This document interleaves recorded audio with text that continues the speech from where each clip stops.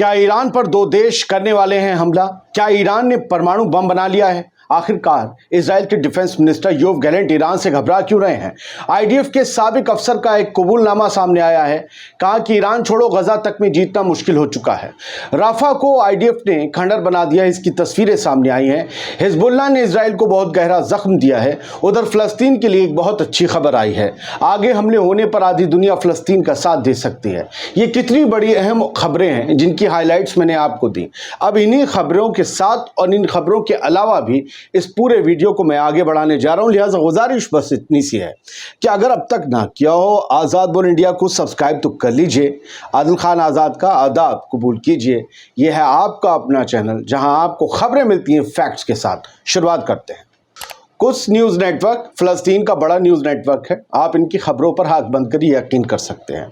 इन्होंने खबर दी है कि इजराइल का एक मेजर जनरल है, मेजर जनरल ने ये कबूल किया है कि हम गजा में ही 11 महीने से जंग लड़ रहे हैं और कोई कामयाबी हमारे हाथ में नहीं है।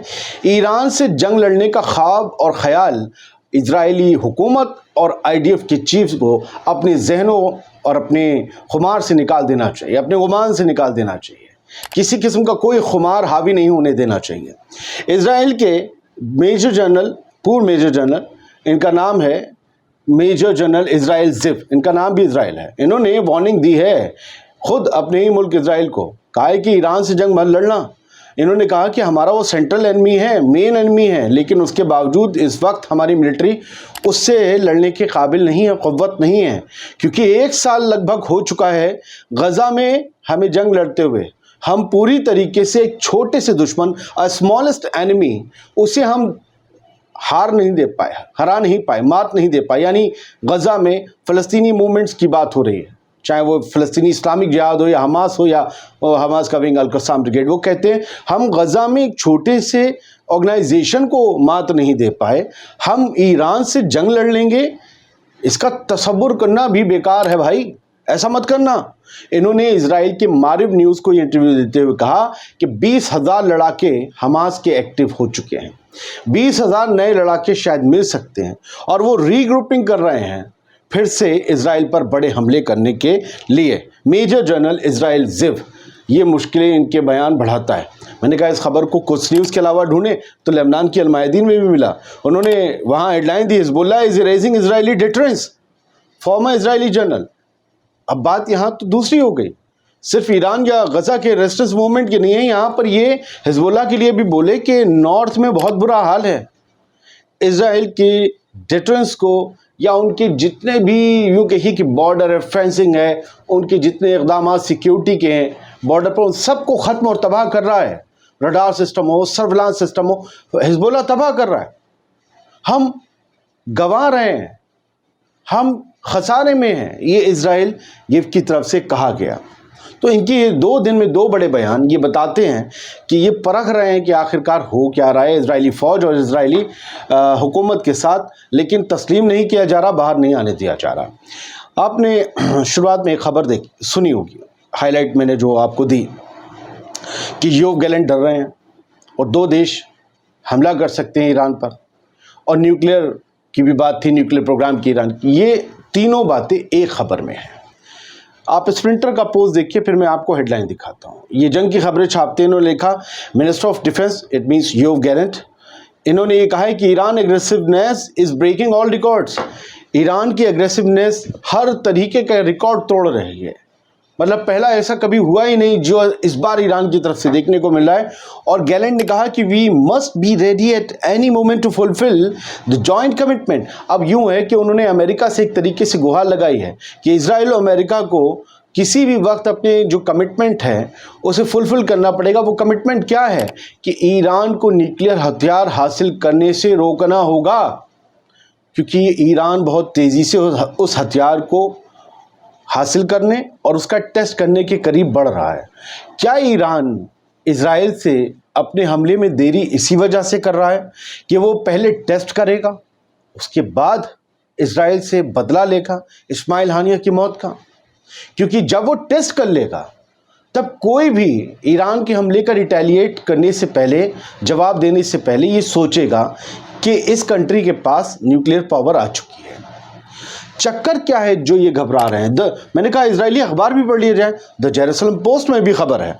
Gallant to Brown, Yoav Gallant defence minister हैं इजराइल के, और इन्होंने जो ब्राउन हैं, मिस्टर ब्राउन अमेरिका के डिफेंस मिनिस्टर, उनसे ये कहा है कि हमें we need to be ready to act to stop nuclear Iran. Act का मतलब आप समझते हैं? We need to be ready to act, हमें हरकत करने की जरूरत है। एक्ट का मतलब हमला भी होता है, एक्ट को एक्शन से भी जोड़ा जाता है। क्या ईरान के पास न्यूक्लियर पावर जस्ट कदमों दूर है? बहुत से लोग कहेंगे उन्होंने बना लिया, वो बना लिया, वो बना लिया। अरे बना लिया होता तो अब तक वो डिक्लेयर कर चुके होते हैं। हो भी सकता है बना लिया, लेकिन कुछ और बना रहे हो, ठीक है, फारसी में कुछ बना रहे हो, उर्दू में ना बनाया हो, तो उसका वो ऐलान करने वाले हैं शायद। और इन्हें लगता है इजराइल के पास कुछ इंफॉर्मेशन आ गई, इनके बड़े जासूस हैं ईरान में, वरना ऐसे हमले थोड़ी ना हो जाते हानिया या किसी का। इनके पास ऐसी इंफॉर्मेशन आ गई कि ईरान करने वाला है, तो इन्होंने कहा है कि we need to be ready to act to stop nuclear Iran. Nuclear Iran को रोकने के लिए, यानी ईरान को परमाणु बम हासिल करने से रोकने के लिए हमें फौरन एक्ट करना होगा।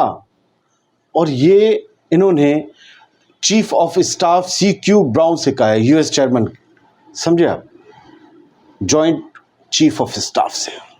बढ़ते आगे जेरूसलम पोस्ट की एक और खबर है, Sinwar is finished and the iron is hot for Israel to hit Hezbollah and force opinion इस अखबार में छपा है जेरूसलम पोस्ट में कि सिनवार लगभग खत्म हो चुके हैं। यह सिनवार जो हमास के पॉलिटिकल ब्यूरो के नए चीफ हैं का बिल्कुल खत्म हो चुका है।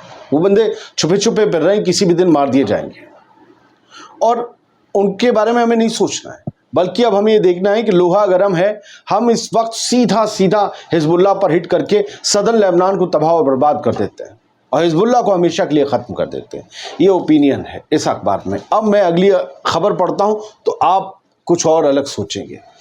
इरना की हेडलाइन है, मैं मोतियों की तरह पिरो रहा हूँ ताकि आपको अटैक और काउंटर मिलता रहे। इरना की खबर है कि हिजबुल्लाह डील्स, अब यहाँ वो ओपिनियन था, यहाँ भी एनालिस्ट का ओपिनियन है, ओपिनियन पे ओपिनियन का पत्ता फेंका जाएगा ना। Hezbollah deals fatal blow to world's largest espionage base. Hezbollah ने दुनिया के सबसे बड़े जासूसी अड्डे पर हमला किया है, और वो जासूसी अड्डा कौन सा था और पूरी दुनिया को हिला दिया इससे। मोसाद सबसे ज़्यादा खतरनाक मानते थे बहुत से, हमारे तो बच्चे बच्चे चचा हमारे मोसाद हैं, अब्बा हमारे मोसाद हैं, चिल्लाते घूमते हैं यहाँ कच्छे पहन के, हाफ पैंट में। तो हिजबुल्लाह ने जो बहुत बड़ा पूरी दुनिया को हिलाने वाला एक हमला किया है वो यही है अब तक का कि उसने मोसाद के हेडक्वार्टर को कथित तौर पर निशाना बनाया है। मैं कथित इसलिए कह रहा हूँ क्योंकि इजराइल अभी इससे इनकार कर रहा है। हमें हर किसी की खबर को मानना चाहिए, हम लोग खबर देने वाले हैं ना। हिजबुल्लाह ने भी उसे पक्का प्रूफ नहीं दिया कि हेडक्वार्टर हिट किया, लेकिन ये खबर आई इसलिए कहा जा रहा है कि ये हिट करना चूल्हे हिला देना है इजराइल की, ठीक है। और वो टेल अवीव तक उसका ड्रोन जाना ये बताता है कि अभी तक हिजबुल्लाह ने बैलिस्टिक मिसाइल्स यूज़ नहीं किए। वो कर सकता था, लेकिन ये सिर्फ हिजबुल्लाह ने कहा है कि सुधर जाओ। इस ओपिनियन में ये लिखा है। एक वीडियो आया है सामने रफ़ा का, ज़रा आप देखिए, 2 3 4 शॉट से ये ड्रोन से बनाया गया है और इससे पता चल रहा है क्या हुआ है, क्या बना दिया है। आप आगे बढ़ेंगे आगे बढ़ेंगे आगे बढ़ेंगे, सब जगह तबाही, टूटे। आप यूँ समझ लीजिए, मुझे नहीं कहना चाहिए, गज़ा का हाल इस वक्त ऐसा है कि हज़ारों करोड़ रुपए की भी कोई हॉलीवुड मूवी बन जाए तो इस तरीके के स्पेशल इफ़ेक्ट्स और ग्राफिक्स नहीं डाल सकते जो इजराइल ने गज़ा का हाल कर दिया है, ऐसा खंडर बना दिया है। मुझे तो डर ये है कि इन्हीं हालों में कहीं बहुत से लोग पिक्चर शूट करने ना आ जाएं जब जंग बंद हो। इतने बुरे हाल, और आप देखेंगे जो मैंने खदशा जाहिर किया वो होगा।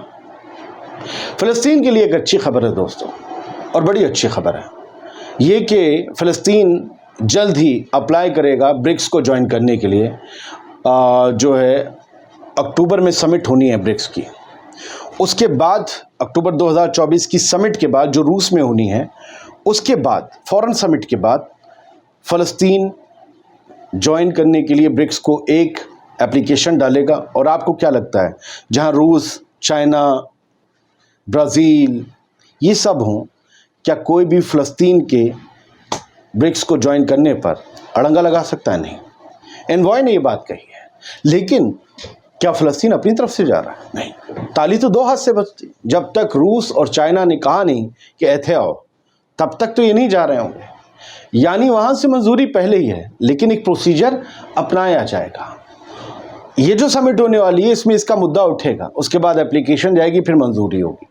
मैंने आपसे शुरू में कहा था कि आधी दुनिया फ़लस्तीन के लिए लड़ सकती है। ब्रिक्स को आप यूं समझिए कि इसे नाटो के बरक्स खड़ा किया जा रहा है। बिल्कुल डी डॉलराइजेशन की प्रोसेस चल रही है कि डॉलर को ख़त्म कर देना, अमेरिका का भूकाल ख़त्म कर देना है। रूस, China, Brazil, India, south Africa, अब इसमें अरेबियन कंट्रीज़ जुड़ रही हैं और अब इसमें फ़लस्तीन आ जाएगा। तो होगा क्या? एक ब्रिक्स अपनी करेंसी लाने की भी बात कर रहा है कि हम इस ब्रिक्स के मेंबर जो मुल्क होंगे वो आपस में अपनी अपनी करेंसी में या एक ब्रिक्स की जो करेंसी होगी उसमें बिजनेस करेंगे, डॉलर की ऐसी तैसी। अब अगर इसमें फ़लस्तीन जुड़ेगा तो इसे नाटो के जैसा समझिए। नाटो में क्या होता है, एक भी नाटो मेंबर मुल्क पर किसी ने अगर हमला किया उसे पूरे नाटो पर हमला माना जाता है। और आधी दुनिया मैंने आबादी के एतबार से किया, कहा इंडिया की आबादी, चाइना की आबादी, अरे दुनिया की आबादी एक तरफ, इन दोनों की जो आबादी है, फिर साउथ अफ्रीका, फिर रशिया, और कितनी powerful countries, India, China, south Africa को आप कम भी कर लीजिए तो रशिया। अगर फिर फ़लस्तीन पर इजराइल इस जंग के बंद होने के बाद हमला करे और फ़लस्तीन मेंबर बन चुका हो ब्रिक्स का, ज़रा तसव्वुर कीजिए क्या होगा। मैं जो आपसे मेंबर बन गया फ़लस्तीन ब्रिक्स का, फिर तसव्वुर कीजिए, फिर रूस चाइना भी कहेगा ए हमारे ग्रुप का आदमी है, कायदे में रहोगे तो फ़ायदे में रहोगे। हो सकता है ऐसा, जैसे अमेरिका सबको धमकाता है।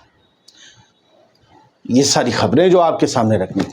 उम्मीद करते हैं छोटा सा वीडियो आपको पसंद आया होगा। हमारी कोशिशें जारी हैं, मेरा एक अपना तरीका है न्यूज़ पेश करने का। बहुत से लोगों को पसंद आ सकता है, बहुत से लोगों को पसंद नहीं भी आ सकता है, लेकिन जिन्हें पसंद आ रहा है यार जिंदाबाद। क्या कमाल के लोग हैं आप लोग, सलाम है आप लोगों को। आपके कमेंट्स पढ़ता हूँ मैं, सबके जवाब नहीं दे पाता क्योंकि कुछ ना कुछ और भी उस वक्त पढ़ रहा होता हूँ। बहुत शुक्रिया, आप लोग सलामत रहिए, बहुत शानदार व्यूअर्स हैं, खुश रहिए, अपने घर में बड़ों का ख्याल रखिए। ख़ास तौर से अगर वालिदैन बूढ़े हों, ज़ईफ़ हों और दोनों हयात हों तो उनका ख्याल रखिए, उनसे बातें करिए उनके वक्त की, क्योंकि पता है उनके दोस्त खो चुके हैं। वो आपको पालने के चक्कर में इतने अकेले हो चुके हैं कि उनके दोस्त खो चुके हैं। रिश्तेदार आ जाते हैं तो बात हो जाती है, उनसे पूछो उनकी जवानी के किस्से, उनकी मेहनत के दिनों के किस्से। बच्चा बन के पूछो, गलती करके पूछो, वो डांट के आपको सही समझाएं, लेकिन उनसे बात करो, उन्हें वक्त दो, क्योंकि वो अकेले हो जाते हैं आपको पालने के चक्कर में।